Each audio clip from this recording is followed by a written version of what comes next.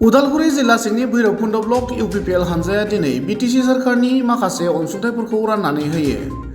मख'नो गोनां बाथ्रादि भैरबकुन्द ब्लकनि सिङाव थानाय माखासे गामिफोरनो फुटबल जार्सि रानना होनायजों लोगोसे साइकेल राननाय हाबाफारि जालाङो। बिटिसि सरकारनि फारसेनिफ्राय राननाय हाबाफारिनि गेजेरजों इउपिपिएलनि दैदेनगिरि आरो रायजो राजाफोरा खौरां बिजोङाव ओरैबायदि फोरमायो। प्रमद बर' सरकारनि दैदेननाय जोंनि इउपिपिएल सरकारा दिनैहाय मोनसे सेंग्राफोरनि थाखाय बिसेसकै जाखांफुबाय थानाय सेंग्राफोरनि थाखाय मोनसे भिजन लादों आरो बिसेसकै खेला धुलानि खेत्रआवहाय आवगाय होनानै बोरैहाय जोंनि सेंग्रा सिख्लाफोरखौ गासैबो बिथिङाव आखा फाखा खालामनानै बिसोरखौ मोनसे इमप्लयड खालामनायजों लोगोसे जोंनि समाजखौ सोलायहोनो हायो बिनि थाखाय खामानि मावबाय थानायखौ दिनै जों नुनो मोन्दों। आरो दिनै बे मोनसे प्रमद बर' सरकारनि बिथांनि जि भिजननिनो मोनसे अंश हिसाबै दिनै जोंनि बे उदालगुरि ओनसोलाव बिसेसकै भैरबकुन्द बियाबनि सिङाव जोंनि जेसेबां क्लाबफोर दङ रेजिस्टार्ड एन्ड आनरेजिस्टार्ड गासैबो क्लाबफोरनो जाहाथे जेन गामि ओनसोलाव गोग्लैसोना थानाय इयुथ्सफ्रा बिथांमोननि टेलेन्ट्सखौ जाहाथे जेन श' खालामनो हायो आरो बिथांमोनाबो जाहाथे जेन गासैबो बिथिङाव जौगालांनो हायो बेखौ नोजोर होनानै दिनैनि बे स्पर्ट्स मेटेरियल्सफोरखौ रानना होनाय जादों। बेयो बिटिआर सरकारनि मोनसे आसनि आरो बेबायदि आसनिया सोलिबाय थागोन। दिनै नोंथांमोना नुनो मोन्दों जे जोंनि बे बर' ओनसोलावहाय प्रमद बर' दैदेननायनि थाखायनो दिनै गोबां सोलाय सोल' जानायखौ जों नुदों। मोनसे समावहाय खेला धुला बिथिङाव हयथ' जेसेबां आवगायदोंमोन नाथाय दिनैनि बे प्रमद बर' सरकारनि दैदेननायाव बांसिन आवगायनायखौ जों नुनो मोन्दों। नोंथांमोना नायदो दिनै गासैबो बे जोंनि नर्थ इस्टआव थानाय 6 सिडुलफोरनि गेजेरावबो मोनसे आइएसपिएल मोनसे स्पर्ट्स बिथाङा अर्गानाइज खालामखांबाय। बे जोंनि नर्थ इस्टआव थानाय गासैबो जाहाथे जेन 6 सिडुलफोरनि गेजेराव गासैखौबो मोनसे बे बिटिआर ओनसोलावनो लाबोनानै मोनसे खेला धुलानि मोनसे स्पिरिटखौ सेंग्रा सिख्लाफोरनि गेजेराव सोनानै होनायनि मोनसे आवगायनायनि मोनसे भिजन हिसाबै बेखौ मावनाय जादों। बेनि उनाव दुरान्ड काप फैबाय। दुरान्ड कापआव थांनाय बोसोराव जाखांबाय, देग्लायबो जागासिनो दङ। गतिके बे गासैबो बिथिङाव नोंथांमोना नुगोन जे थारैनो सोलायनाया प्रमद बर'नि सरकारनि दैदेननायनि सिङाव जागासिनो दङ। ओंखायनो जों सानो जोंनि सेंग्रा सिख्लाफ्रा गासैबो गामि ओनसोलनिफ्राय आवगायबोनांगौ आरो आग फाग लानांगौ आरो जायफ्रा क्लाब दङ दिनै क्लाबफोरनि प्रेसिडेन्ट सेक्रेटारि गामि ओनसोलावहाय दङ बिथांमोननि थांखियाबो बेनो जानांगौ जाहाथे जेन जोंनि गामि ओनसोलाव गोग्लैसोना थानाय सेंग्रा जोहोलावफोरखौ जाहाथे बिसोरो खेला धुलानि खेत्रआव बिसोरो ट्रेनिं होनानै बिसोरखौ आवगाय होलांनो हायो। फैयै फैयै जाहाथे जेन बिसोरबायदि सेंग्रा सिख्लाफ्रानो नेसनेल इन्टारनेसनेल लेभेलावहाय मोजां प्लेयार जानो हायो बेखौ नोजोर होनानै मावनो थाखाय आं साफ्रोमबो क्लाबनि प्रेसिडेन्ट सेक्रेटारिफोरखौ खावलायदों आरो लोगोसे जोंनि इउपिपिएलनि गासैबो प्राइमारि डिस्ट्रिक्ट बिथिंनि गासैबो मावथि हान्जाफोरखौ आं खावलायदों।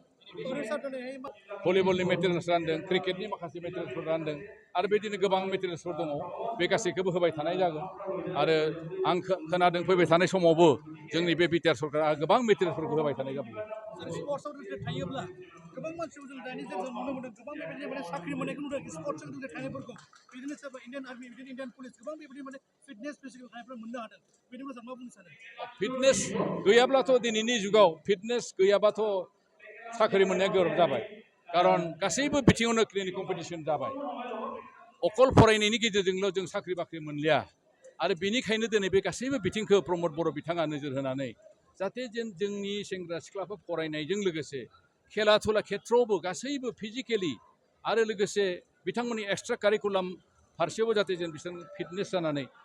बिथांमोना जाहाथे जों भबिष्यत बिसोरो इमप्लयड जानो हायो, साख्रि मोननो हायो बेखौ नोजोर होनानैनो दिनैनि बेबायदि मोनसे भिजनखौ लानानै खामानिखौ मावनाय जादों। बे साइकेलाबो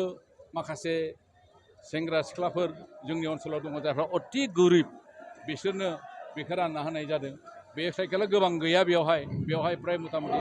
एसेल'सो साइकेल दङ। थेवब्लाबो जि गंसे हायो बे साइकेलफोरखौ मोनसे भिसिडिसि वाइसआबो गंसे गंनै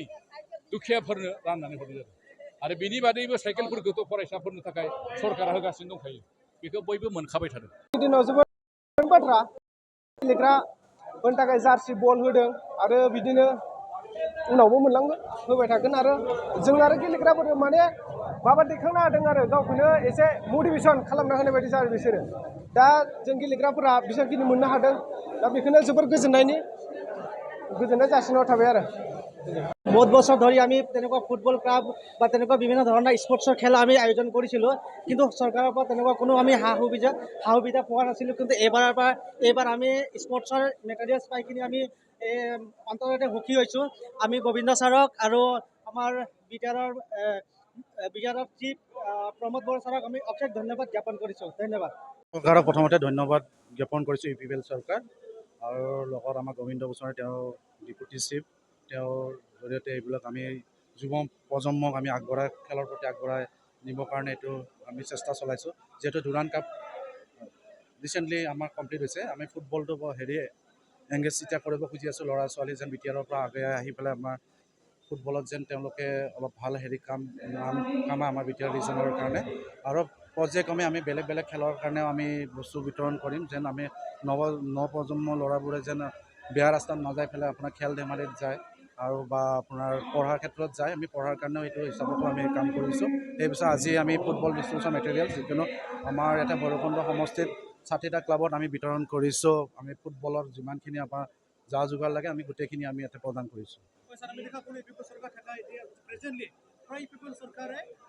এডুকেশ্যন আৰু স্পৰ্টছৰ প্ৰাইম নজৰ দি আছে এই ক্ষেত্ৰত কি কৈছে আপুনি হয় এতিয়া ধৰি লওক আপোনাৰ আগৰ কথা ক'ব লাগিলে আমি এইটো নাযাওঁ ঘূৰি পিছলৈকে আমি যিকোনো আমি আজি মুহূৰ্তত আমি প্ৰেজেণ্ট আৰু ফিউচাৰটো চাব লাগিব প্ৰেজেণ্টত ভাল কৰিলে ফিউচাৰটো আমি ভাল দেখা পাম সেই হিচাপত আমি যিকোনো ক্ষেত্ৰত এতিয়া নৱপ্ৰজন্ম আমি পঢ়া আৰু যদি স্পৰ্টছটো আমি আগবঢ়াই লৈ যাওঁ আমাৰ নিজৰ জেগা নিজৰ বিটিআৰ এৰিয়াটো ৰিজনটো আমাৰ ভাল হ'ব বুলি আমি আশা কৰোঁ অ'কে থেংক ইউ गेलेनायनि आइजें आइलाफोरखौ रानदों लोगोसे साइकेलबो रानफादों गिबियावनो मिडिया नोंथांमोनखौ गोजोननाय बावहरबाय जोंनि बे हाबाफारियाव नोंथांमोना फैनानै जोंखौ सहाय खालामनो थाखाय दिनैनि बे हाबाफारिया जोंहा 38 नं भैरबकुण्ड UPPL समष्टिनि लाइमोन गांखंनि गेलेग्रा मुवा बेसाद राननायनि हाबाफारिमोन बे हाबाफारियाव जोङो 60 क्लाबखौ लिस्ट खालामदोंमोन 60 क्लाबनि मोनसे क्लाबनिफ्राय जों 20 गेलेग्राफोरखौ मेम्बार्सफोरखौ लेंहरदोंमोन बेयावहाय 60 क्लाबाव गासैबो फैजोबदों आरो जोंनि बे हाबाफारियाव जोंहा दिनै जोंनि UPPL दोलोनिफ्राय सेन्ट्रेलनि CWC मेम्बार बिथां प्रमद बाग्लारिजों लोगोसे जोंनि जिल्लानि आफादगिरि नेहाथारि लाइमोन गायखंनि आफादगिरि नेहाथारि गोबां बिदिनो मावथि दोलोफोर जोंजों सहायजग खालामबाय आरो बेहाय दिनै जोङो आसाबादि जोंनि बे हाबाफारिनि गेजेरजों जोङो जोंनि भैरबकुण्डनि एबा जोंनि ओनसोलाव थानाय लाइमोन सेंग्रा सिख्लाफोरखौ गेलेनाय लामाजों बा गेलेनाय बिथिङाव जोङो जौगाहोलांनो हागोन आरो बे जौगानाय हाबाफारियाव जोंनि BTC गभर्नमेन्टआ जिबायदि सहाय खालामनांगौ जिबायदि फेसिलिटिफोरखौ होनांगौ बेखौ जों समजों लोगोसे जों होलांबाय थानो हागोन होननानै जों सानदों इयुननि समफोराव जोंनि बे ओनसोलनिफ्राय जोंनि भारतबर्षआव सासे गेलेग्रा आरो बेजों लोगोसे बुहुमाव जोंनि बे ओनसोलखौ नाम लाखिलांनो हागोन होननानै आङो जोबोद आसाबादि गोजोन्थों